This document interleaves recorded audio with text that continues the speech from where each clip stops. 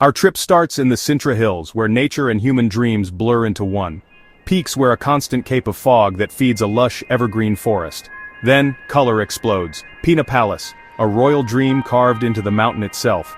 Its very walls fuse with the bedrock, catching the wind high above the trees. Walk the battlements and feel the Sintra weather wrap around you.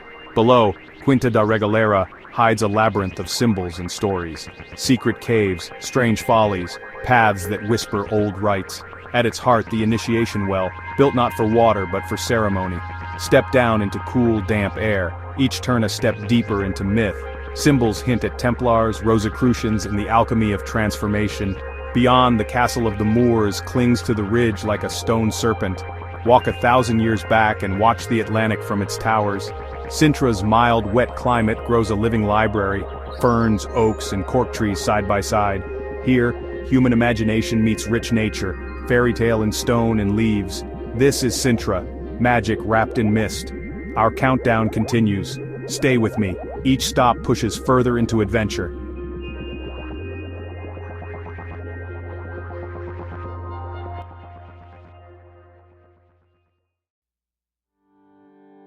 A 1,000 kilometers into the Atlantic, a volcano breaks the surface. Madeira. Fire forged it. Wind and water carved its rugged defenses. At Cabo Jarau, the drop steals your breath and fixes your focus. The ridges catch ocean clouds, watering a green interior. The Laura Silva, an ancient UNESCO-listed forest, a living fossil. Moss drips, branches arch like a cathedral. Time slows under the leaves.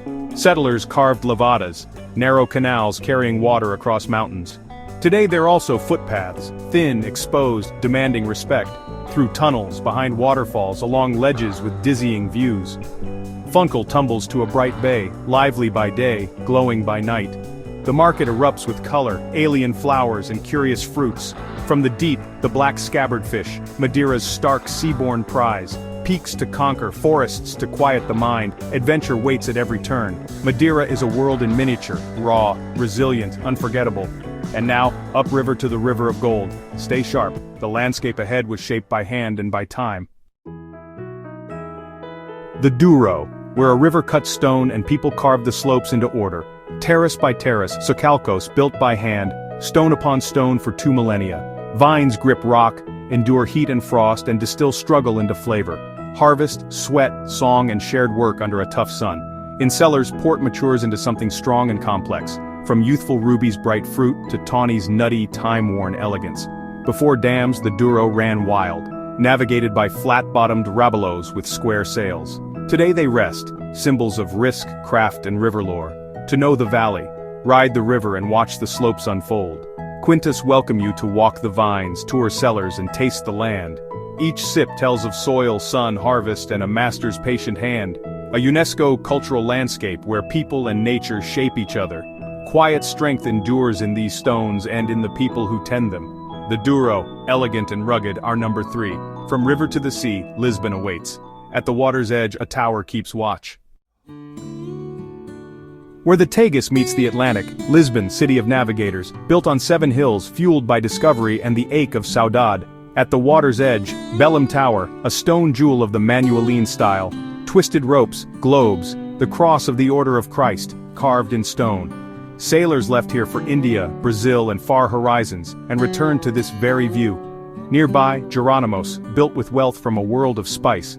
A forest of carved pillars, each one an ode to the sea. Then ruin, earthquake, wave, and fire, and a city reborn from rubble. The Baixa, early quake-proof planning in perfect grids. Turn a corner, Alfama's maze and the aching voice of Fado. Tram 28 rattles uphill, part thrill ride, part living history. Grand monuments stand beside gritty, creative streets. Walk it, earn its views, find hidden taverns and tiled surprises. Lisbon, resilient, soulful, and our number 2. The unconquered city calls Porto northward, to granite bridges and a working riverfront. Porto, stone, steel, and soul, a city that works as hard as its river. Factories, trade, and a fierce independence forged its character. Ribeira, color spilling to the Douro, a UNESCO heartbeat. Tiles and peeling paint over stubborn stone, beautifully real. Laundry flutters, cups clink, sellers call, the riverfront works and plays. The Dom Luis I, 2 levels of iron might from the School of Eiffel. Walk the top deck, trams thunder, wind bites, the whole city opens below. Ribera, river, Rabelow boats, and the cellars of Gaia, one living system. Taylors, Grahams, Sandeman, the names that aged a city's fortune. In cool darkness, port breathes, years measured in oak and patience. Granite strong, granite lasting, granite simple, Claragos to climb, Salbento's 20,000 tiles, a history in blue. Old warehouses reborn, kitchens reimagining tradition with bold flavor. Porto doesn't perform, it simply is. Honest, strong, unforgettable. Porto the Invicta. My number one, add it to your list and go.